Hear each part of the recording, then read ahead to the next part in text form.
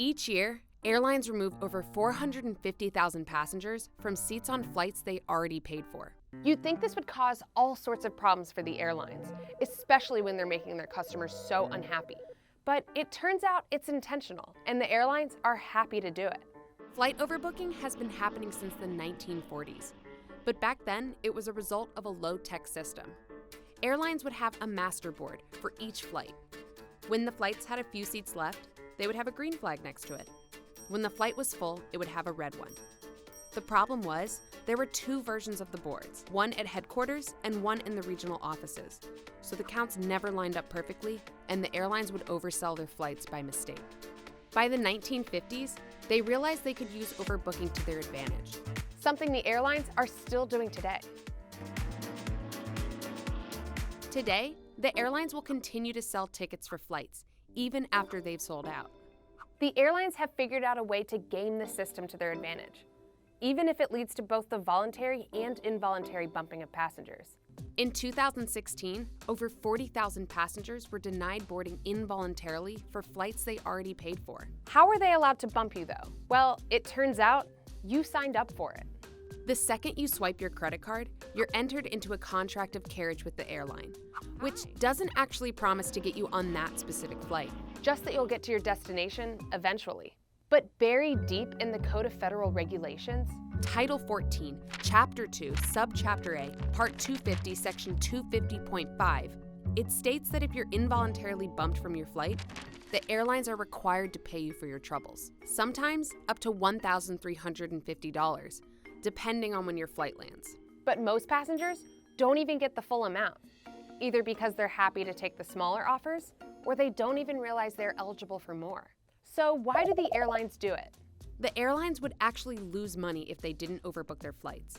And it's the no-shows that are to blame. It's estimated that around 10% of passengers don't show up. The airlines have come to expect this and use this as an opportunity to make even more money, because they don't want to let a seat fly empty. So let's break this down. Let's say an airplane has 100 seats at $1 each. That's $100 in revenue. The cost of that flight is $80 for salaries, jet fuel, snacks, etc. So the airline makes $20 on that flight. Then they overbook the plane for the 10 people that are expected not to show up. That's an extra $10, and now we're at $30 of revenue. But what happens when one of those expected no-shows shows up? They have to bump someone else.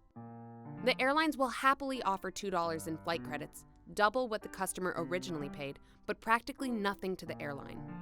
Their profit is now $28, whereas if they didn't overbook the flight, they'd only be walking away with $20. According to Peter Belobaba, a research scientist at MIT, all airlines have fairly sophisticated revenue management systems. Those computers can predict how many people are going to show up for a flight, and even how many people will accept a voucher for free miles instead of money. The computers figure out how many no-shows there will be by using a large historical database to find out the no-show rates from previous departures going back decades. They look at customer data, days, times, weather, and similar markets to make the most accurate prediction of no-shows possible. They know, for example, if you'll show up for that flight to Houston on Monday morning at 7:51 a.m. if it's raining. They know that percentage will change if you're heading to the Super Bowl or home for Christmas. And the machines have gotten extremely good. In the past 15 years, the denied boarding rate has been cut in half. So which airlines are the worst offenders? We all have our least favorites. But according to a study done in 2017 on the airlines most likely to give passengers compensation for voluntary bumps, Delta came in first place. They offered flight vouchers or credit to 10 out of every 10,000 passengers. The airline in last place, JetBlue, giving only 0.5 passengers out of 10,000 any compensation. But being in last place here is actually a good thing, because that means JetBlue is the carrier least likely to be overbooked. At the end of the day, overbooking helps keep flight prices down, which isn't a bad thing. But come talk to me when somebody's asking me to give up my flight to Paris, because I might have something else to say.